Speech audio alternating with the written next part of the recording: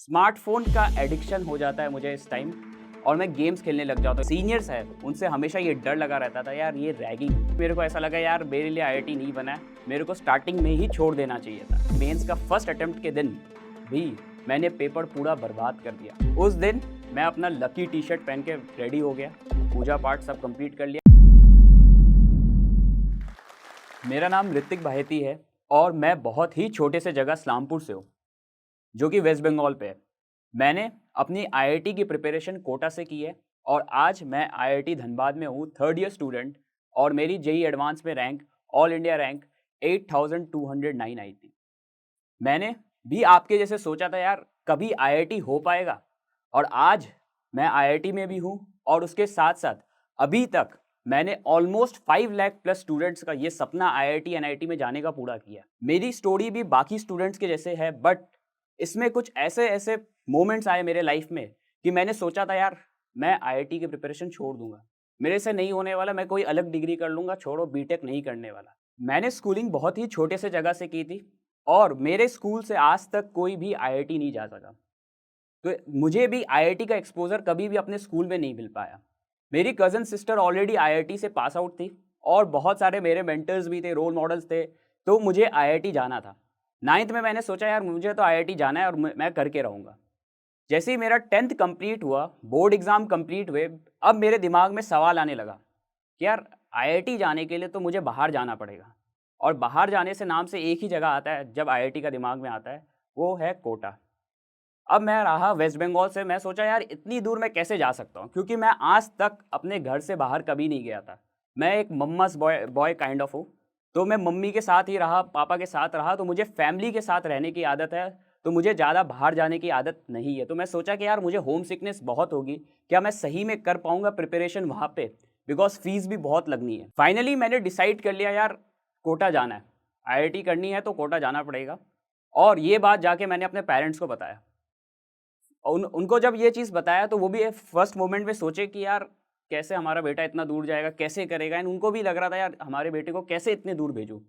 Finally उन्होंने भी मन बना लिया कि यार इसको अगर करना है तो हम भेज के रहेंगे। मेरे पेरेंट्स स्टार्टिंग से बहुत सपोर्टिव थे, कभी भी उन्होंने प्रेशराइज़ नहीं किया कि ये फील्ड आपको चूज़ करना है, ये फील्ड चूज़ करना है, आप फ्री हो, कोई सा भी फील्ड आप चूज़ कर सकते हो।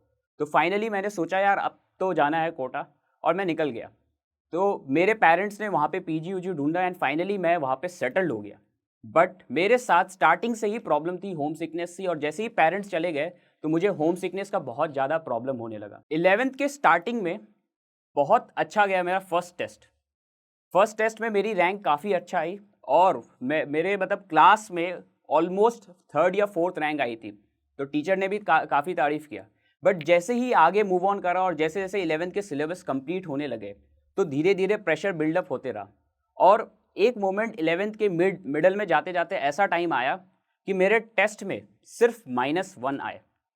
मेरे को पता है कि यार ये चीज़ सुन के आप बोल रहे होगे कि सही में क्या भैया -1 आ सकता है? तो मेरे पास अभी भी उस चीज़ का प्रूफ है, क्योंकि सब कंप्यूटराइज्ड टेस्ट होता था और मेरे -1 आए थे। इसका मेन रीज़न ये था कि मैं ऑलरेडी होम सिकनेस से सफ़र कर रहा था, और उस दिन टेस्ट के दिन मेरे से फिज़िक्स के 3-4 क्वेश्चंस रेगुलर नहीं बने कंटिन्यूएशन में, और मैं नर्वस हो गया साइड में आजू-बाजू बच्चों को देख के। और उस टाइम मैं पेपर में लेट गया और मैं सोचा कि यार आज मैं ये पेपर नहीं दे पाऊँगा, मैं बहुत ज़्यादा नर्वस हो गया था। तो अल्टीमेटली मैंने ज़्यादा क्वेश्चंस भी अटेम्प्ट नहीं किया और मेरे जस्ट -1 आया। जैसे ही मेरे टेस्ट में इतने गंदे नंबर आए और मेरे को अपने नंबर और रैंक पता चली, तो मैं घर के लिए निकल गया। मैं सोचा यार अब तो आईआईटी नहीं होने वाला, चलो चलते। मैं घर गया और वहाँ पे रहा 1 हफ्ते जैसे। मेरे पेरेंट्स ने काफ़ी बार मेरे को बोला कि चलो, चलो, चलो, एंड फाइनली मैंने सोचा कि यार इतने पैसे पेरेंट्स ने लगाया है तो यार इसे वेस्ट तो नहीं जा सकते। एक बार और ट्राई करना होगा। तो फाइनली मैं निकल पड़ा। अब इस बार मैं अपनी मम्मी के साथ आया था। तो मेरी मम्मी मेरे साथ 1 महीने तक रही।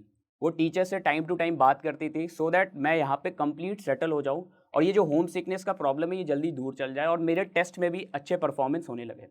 तो फाइनली मम्मी भी चले गई और मुझे ये जो प्रॉब्लम था ये भी थोड़ा-थोड़ा कम होने लगा, क्योंकि मेरे फ्रेंड्स भी बन गए थे वहाँ पे जो कोचिंग थी। फ्रेंड्स के साथ मैं अपने होमवर्क भी शेयर करने लगा था, तो काफ़ी सही एनवायरनमेंट बनता गया। फाइनली 11th के एंडिंग में जाते-जाते सबसे मेन टेस्ट आया हमारा, और 11th के एंडिंग में जाते-जाते मेरा ओवरऑल प्रिपरेशन भी बढ़िया चल रहा था। जितने भी बैकलॉग्स हुए थे, जो 1 हफ्ते के लिए मैं गैप लिया था, वो सारे बैकलॉग्स भी क्लियर हो गए थे। 11th के एंडिंग में हमारा आया शफलिंग टेस्ट, जिससे हम स्टार बैच में जा सकते हैं। और इस टेस्ट में मेरी जो रैंक है वो बहुत बढ़िया आई और फाइनली मैं स्टार बैच में चल गया। तो 12th मैं स्टार बैच में था। और स्टार बैच में एक फैसिलिटीज़ आपको कोटा में मिलती है कि जो भी टॉप फैकल्टीज़ होते हैं, जो डायरेक्टर्स होते हैं, एचओडीज़ होते हैं, वो आपको टाइम टू टाइम पढ़ाते भी है, उसके साथ साथ आपके फीडबैक भी लेते हैं कि आपका प्रिपरेशन कैसा चल रहा है। तो ये सपोर्ट मुझे थ्रू आउट दी क्लास 12 मिली, जिसके कारण कि कई बार मेरे साथ ऐसा होता था कि टेस्ट में नंबर बहुत घट जाते थे और मुझे वापस से वो लो फील होने लगता था। फिर पेरेंट्स की याद आने लग जाती थी। बट उस समय मेरे टीचर्स काफ़ी हेल्प करते थे, ये बताते हुए कि यार ये जो फेज़ है ना, ये जितने भी रैंकर्स है, ऑल इंडिया रैंक 20, 21 जो भी अभी तक उन्होंने निकाला है, ये सबके साथ आए। तो ये बहुत कॉमन फेज़ है सबके लाइफ पे। तो इतना आपको इसको टेंशन नहीं लेना इस चीज़ का। तो फाइनली ये चलता रहा एंड 12th के एंड में जाते जाते जब हमारा मेंस का फर्स्ट अटेम्प्ट आने वाला था, उस टाइम मेरे को डेंगू हो गया। और ये डेंगू के कारण मेरी पूरी 1 महीने की प्रिपरेशन बर्बाद हो गई। मैं हार्डली 2 या 3 घंटे के लिए पढ़ पाता था। मेरी मम्मी उस समय भी रहती थी मेरे साथ और ट्राई करती थी कि मैं मैक्सिमम टाइम पढ़ लूँ, बट मेरे से उस टाइम पढ़ा नहीं जाता था। तो 1 महीने का टाइम बर्बाद हो गया और मेरे पास अब बचा 20 to 25 days for the mains first attempt. इसमें मुझे कंप्लीट 11th और कंप्लीट 12 रिवाइज़ करनी थी। अब मेरे साथ ये प्रॉब्लम था कि इतना बड़ा सिलेबस और वो भी 20-25 डेज़ में रिवाइज़ करना है, उसके साथ-साथ आपको कंप्लीट टेस्ट भी देना है, जो मैंने बहुत सारे छोड़ दिए थे। और मैं अभी बहुत पीछे हो गया था अपने बैच के स्टूडेंट से। ये चीज़ के कारण कहीं न कहीं मुझे डर लगते जा रहा था और फाइनली मेंस का फर्स्ट अटेम्प्ट के दिन भी मैंने पेपर पूरा बर्बाद कर दिया। मेरा पेपर बहुत ख़राब गया और मेरे जस्ट 145 मार्क्स आए। फाइनली इस पॉइंट ऑफ टाइम में भी मेरे को ऐसा लगा यार मेरे लिए आईआईटी नहीं बना है, मेरे को स्टार्टिंग में ही छोड़ देना चाहिए था। फिर भी मेरे पेरेंट्स ने बोला, मेरे टीचर्स ने मोटिवेट किया, यार फर्स्ट अटेम्प्ट खराब गया तो क्या हुआ, हमारे पास सेकंड अटेम्प्ट भी है मेंस का। और सेकंड अटेम्प्ट और आपका तो मेन गोल एडवांस है, तो आपको जेईई एडवांस पे फोकस करना चाहिए, मेंस पे नहीं ज़्यादा। तो मेंस में आपकी जितनी मार्क्स है, मेरे 145 मार्क्स में समथिंग 98 परसेंटाइल बन रही थी। उसमें मुझे कोई भी डिसेंट एनआईटीज़ मिल जा रहा था कॉलेज में, कोई भी डिसेंट एनआईटी मिल जा रहा था, इंडिया के इवन बेस्ट एनआईटीज़ भी मिल जा रहे थे, भले ही उसमें लो ब्रांचेस मिल रहे थे। तो मैंने सोचा कि यार छोड़ो, अभी बोर्ड है, बोर्ड का प्रिपरेशन करते हैं एंड देन फिर सेकंड अटेम्प्ट के लिए लगेंगे। तो बोर्ड्स के लिए मैंने प्रिपरेशन किया और बोर्ड्स भी काफ़ी बढ़िया गया, मेरे बोर्ड्स में 95% आया एंड देन सेकंड अटेम्प्ट के लिए मैं लग गया। सेकंड अटेम्प्ट के प्रिपरेशन के टाइम पे एक ऐसा फेज़ आता है जिसे हम जानते हैं कोविड-19, उसके कारण सब कुछ ऑनलाइन हो जाता है और फिर मैं घर आ जाता हूँ। घर पे आने के कारण मुझे क्या होता है, पहली बार स्मार्टफ़ोन मिलता है। स्मार्टफ़ोन का एडिक्शन हो जाता है मुझे इस टाइम और मैं गेम्स खेलने लग जाता हूँ। ये जितने भी गेम्स हैं ना, पबजी, ये जितने भी गेम्स हैं, मैं सब डाउनलोड कर लेता हूँ और खेलने लग जाता हूँ। यूट्यूब, इंस्टाग्राम सबका एडिक्शन हो जाता है। और ऐसे ही हमारा एग्ज़ाम्स डिले होता जा रहा था, तो मैं इसे बहुत ईज़िली ले रहा था और मैं मैक्सिमम टाइम अपने गेम्स, टीवी ये सब मतलब एन्जॉय कर रहा था घर पे। फाइनली मेरा मेंस का सेकंड अटेम्प्ट का डेट भी आ गया और मेरे पास ओनली 2 मंथ्स के अराउंड बचा था। इस टाइम मेरे को लगा कि यार पूरा सिलेबस वापस से वाइंड अप करना है, बट इस बार मेरे पास 2 महीने हैं और मेरे पेरेंट्स भी पहली बार मेरे पे गुस्सा कर करके ये जो मेरे फ़ोन एडिक्शन था ना, ये भी कम करा दिए और ऑलमोस्ट नेग्लिजिबल हो गया था। लास्ट के 2 महीने मैंने बहुत अच्छे से प्रिपरेशन किए मेंस के लिए और मेरे मेंस के सेकंड अटेम्प्ट में 205 मार्क्स आए, जिसमें मेरे को 99.2 परसेंटाइल मिल गई सेकंड अटेम्प्ट पे। फाइनली एडवांस का पेपर जस्ट 20 डेज़ बाद था। अब एडवांस पे सबसे बड़ी प्रॉब्लम मेरे को ये आई थी, क्योंकि ये जो गेम एडिक्शन लगा था, तो उसके कारण मैंने अपना मैक्सिमम टाइम बर्बाद कर दिया और मैंने स्टार्टिंग से मेंस सेकंड अटेम्प्ट के लिए ही प्रिपरेशन किया। मैंने आईआईटी जेईई एडवांस के लिए प्रिपरेशन किया ही नहीं। तो इसके कारण क्या हुआ कि मुझे मेरे से वो जो एडवांस के टफ पीवाईक्यूज थे वो इस टाइम नहीं बन रहे थे और मेरे पास ओनली 20 डेज़ का टाइम था। तो अब मुझे लगा कि यार एनआईटी तो हो गया, बट आईआईटी में जाना है, कैसे भी करके जाना है और मुझे इस समय मेरे पे कॉन्फिडेंस था कि अब मेरे से हो जाएगा, क्योंकि अगर मैं 205 210 तक अगर मेंस में ला सकता हूँ तो एडवांस में भी इजीली कर सकता हूँ। और इस समय मैंने अपने टीचर को कॉल किया, वही टीचर जो मेरे को स्टार बैच में पढ़ाते थे, उनको कॉल किया, अपनी सारी सिचुएशन बताया कि सर ऐसे ऐसे गेम एडिक्शन हो गया था उन्होंने मेरे को कंप्लीट गाइडेंस दिया फॉर द नेक्स्ट 20 डेज़ कि मुझे एग्जैक्टली क्या फॉलो करना है, क्या पर्टिकुलर बुक्स फॉलो करना है, एंड मैंने उससे ही फॉलो किया। फाइनली इन 20 डेज़ को मैंने अच्छे से यूटिलाइज़ किया, सारे पेपर्स किया, और एडवांस का पेपर भी मेरा काफ़ी बढ़िया गया। अब फाइनली मेरा दिन आ गया एडवांस का पेपर का। वही दिन जिसके लिए मैं 2 साल से प्रिपरेशन कर रहा था और वेट कर रहा था कि यार कब ये हो और मैं फाइनली ये जो प्रिपरेशन का टाइम है, ये जो 2 साल मैंने यहाँ पे दिए, इससे फ्री होके अपनी लाइफ जी सकूँ, आईआईटी की लाइफ एंजॉय कर सकूँ। तो वो दिन आया। मैंने बताया था स्टार्टिंग में ही आपको, मैं बहुत छोटे से जगह सलामपुर से हूँ, तो वहाँ पे कोई भी सेंटर नहीं मिलता था हमें। हमारा नियरेस्ट सेंटर 3 घंटे के रास्ता सिलीगुड़ी में था, एंड उसके लिए मुझे जल्दी निकलना था। मैं मॉर्निंग में 6 बजे रेडी हो गया, जल्दी से गाड़ी में निकल गया, एंड देन वहाँ पहुँचा, ब्रेकफास्ट मैंने कर लिया, एंड देन वहाँ पे सारे स्टूडेंट्स को देख देख के जितना डर लग रहा था, क्योंकि पहली बार ऐसा हुआ था कि इतने सारे स्टूडेंट्स के साथ एग्ज़ाम दूंगा, क्योंकि ऑलरेडी मेंस का पेपर दिया था, बट उस समय मेंस के पेपर के सेकंड अटेम्प्ट पे मेरे दिमाग में प्रेशर स्टूडेंट्स का नहीं था, प्रेशर मेंस में अच्छा करने का था। बट इस बार मेरे दिमाग में प्रेशर आ गया स्टूडेंट्स का भी, और मैं सोचने लगा यार इतने सारे स्टूडेंट्स हैं, क्या इतने सारे स्टूडेंट्स ने मेंस निकाल दिया, अब ये आईआईटी का पेपर देंगे मेरे साथ, तो यार मुझे बहुत डर लग रहा था। जब मैं बैठा एग्ज़ाम देने के लिए, तो मुझे पता चला मेरी माउस काम नहीं कर रहा है। तो मैंने वहाँ पे कॉल किया उन्हें, बोला कि यार माउस काम नहीं कर रहा है। तो उस प्रोसेस में टोटल 5 मिनट्स हो गया, उन्होंने नया माउस दिया। तो इस प्रोसेस के टाइम पे मेरे को नर्वसनेस और ज़्यादा होने लगी, क्योंकि जो एग्ज़ाम का फ्लो था, मेरा एक पर्टिकुलर पैटर्न था जिसे मैं फॉलो करता था जनरली, 3 आवर्स पे कैसे पेपर कंप्लीट करना है। तो ये जो 5 मिनट्स जो मेरा गया, उससे मेरे स्टार्टिंग का जो फ्लो था वो बिगड़ गया। देन फाइनली कैसे ना कैसे करके इसे मैनेज किया, and finally first paper complete हो गया। मैं निकल के आया फर्स्ट पेपर देते ही पान। सारे बच्चे पेपर डिस्कस कर रहे थे, बट मेरे टीचर ने कहा था कि कभी भी पेपर के बाद पेपर डिस्कशन में टाइम वेस्ट मत करना, जल्दी से आपको सेकंड पेपर के लिए रेडी होना है, खाओ पियो एंड रेडी हो जाओ। पेपर का डिस्कशन अपने पेरेंट्स के साथ भी मत करना कि कैसा गया कैसा नहीं गया, ज़्यादा इलेबोरेट मत करना, बस उन्हें एक बेसिक आइडिया दे देना कि आपका पेपर कैसा गया है। देन सेकेंड पेपर के लिए रेडी हुआ। सेकेंड पेपर में कोई प्रॉब्लम नहीं हुआ। सेकेंड पेपर रिलेटिवली टफ आया था, मैथ्स का सेक्शन टफर था, तो मैथ्स के सेक्शन पे ज़्यादा टाइम देने के कारण मैं फिजिक्स और केमिस्ट्री के सेक्शन पे ज़्यादा टाइम नहीं दे पाया। वो एक प्रॉब्लम था सेकंड अटेम्प्ट में, और इवेंचुअली सेकंड अटेम्प्ट में मेरे को लगा कि यार ये मैंने सबसे बड़ा प्रॉब्लमेटिक चीज़ कर दी। मैथ्स में टाइम देने के कारण केमिस्ट्री और फिजिक्स रह गया था। फाइनली दोनों पेपर हो गया, और अब आता है रिजल्ट डे। यार पेपर तो अच्छा गया था, बट डर था कि यार हो पाएगा या नहीं, मतलब आईआईटी पे हो पाएगा या नहीं। ये तो था कि सिलेक्शन हो जाएगा, बट आईआईटी मिल पाएगा या नहीं। तो यार पेरेंट्स भी बहुत डरे हुए थे। उस दिन मैं अपना लकी टी शर्ट पहन के रेडी हो गया, पूजा पाठ सब कंप्लीट कर लिया, एंड मेरे पापा ने भी अपना लकी टी शर्ट पहन लिया। हम दोनों रेडी थे, पापा रिजल्ट चेक कर रहे थे, एंड मेरे को तो लगा नहीं था कि यार इतनी अच्छी रैंक आ सकती है। मैंने एक्सपेक्ट किया था कि समथिंग 11,000 तक रैंक आएगी, 11,500 ऐसे जा सकता है।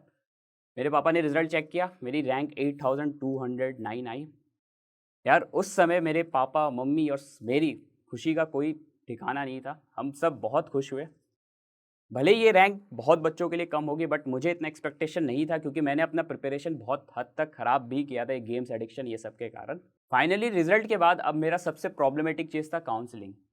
हमें पता चला कि हमें जोसा काउंसलिंग करना पड़ता है अगर आपको आईआईटी में सीट चाहिए, और एनआईटी में सीट्स के लिए सीसैप भरना पड़ता है। तो आईआईटी के लिए मैंने जोसा फॉर्म भर दिया। मेरी दीदी जो ऑलरेडी आईआईटी से पास आउट थी, उनसे गाइडेंस लिया बेसिकली ये जोसा काउंसलिंग में हमें कैसे करना पड़ता है। फाइनली मैंने फर्स्ट राउंड पे आईआईटी खड़गपुर, मेरे को आईआईटी खड़गपुर मिल रहा था, आईआईटी बीएचयू मिल रहा था, आईआईटी धनबाद मिल रहा था, और भी लोअर आईआईटीज़ जो थे वो भी मिल रहे थे, और आईआईटी दिल्ली, आईआईटी गुवाहाटी में कुछ लोअर ब्रांचेस मिल रहे थे। तो मैंने उसी हिसाब से आईआईटी के वाइस जो भी आईआईटी अच्छे अच्छे हैं उन सब के वाइस मैंने प्रेफरेंस भर दिया। मैंने ब्रांच को ज़्यादा प्रायोरिटी नहीं दिया, मैंने आईआईटीज़ को ज़्यादा प्रायोरिटी दिया, और उस हिसाब से प्रेफरेंस रख दिया। Second round, third round, fourth round जाते जाते मुझे फाइनली आईआईटी खड़गपुर में माइनिंग मिलने लगा। तो मैंने सोचा यार आईआईटी खड़गपुर में माइनिंग क्या करना चाहिए या नहीं, और उसमें भी मेरे को 5 इयर्स या 4 इयर्स का प्रोग्राम मिल रहा था। 4 इयर्स का माइनिंग में मिल रहा था, और 5 इयर्स का आपको एग्रीकल्चर या डिफरेंट ब्रांचेस में मिल रहा था।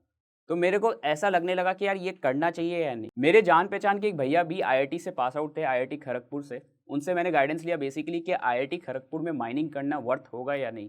तो उन्होंने बोला कि आईआईटी खड़गपुर यार माइनिंग के लिए मत चूज़ करना। तो मैंने इस ऑप्शन को स्विच कर दिया।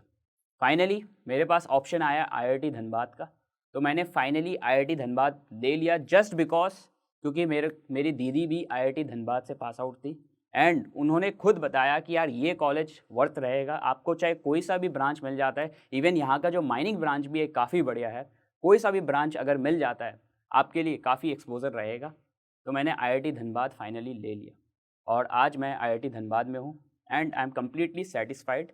और ये प्रिपरेशन का जो फेज़ है ये भी कंप्लीट हो गया है। यार अब कॉलेज लाइफ स्टार्ट होता है, बट कॉलेज लाइफ स्टार्ट होने से पहले ही कोविड एंट्री मारता है और हमारा पूरा कंप्लीट 1 ईयर ऑनलाइन ही निकल जाता है। ऑनलाइन में तो आप जानते हो कुछ खास एक्सपोजर नहीं मिला, कुछ स्टूडेंट्स से जो हमारे इंस्टाग्राम पे फ्रेंड्स बनते रहे, व्हाट्सएप पे कम्युनिकेशन हुआ, चैट्स हुआ, तो वहीं से कन्वर्सेशन हुआ।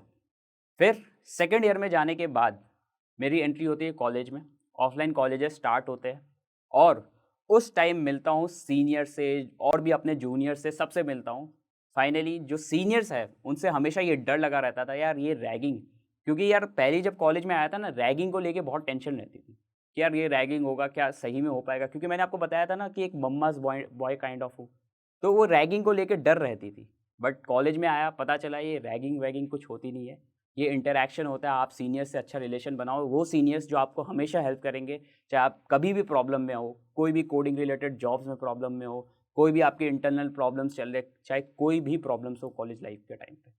तो यार ये जो रैगिंग का टर्म था ये भी निकल गया, प्रोफेसर से मिले, बाकी और भी स्टूडेंट से मिले और डिफरेंट स्टूडेंट्स डिफरेंट माइंडसेट के साथ, कोई स्टार्टअप करना है, किसी को बिजनेस करना है, किसी को टेक फील्ड में जाना है, किसी को क्या करना है, डिफरेंट स्टूडेंट्स के साथ मिले। और फाइनली इस टाइम में मैंने अपना एक यूट्यूब चैनल स्टार्ट किया, यही इनिशिएटिव से कि यार ये सारे जो प्रॉब्लम्स मेरे को हुए ये प्रॉब्लम्स बाकी बच्चों को ना हो और उनके ये प्रॉब्लम्स क्लियर कर सके।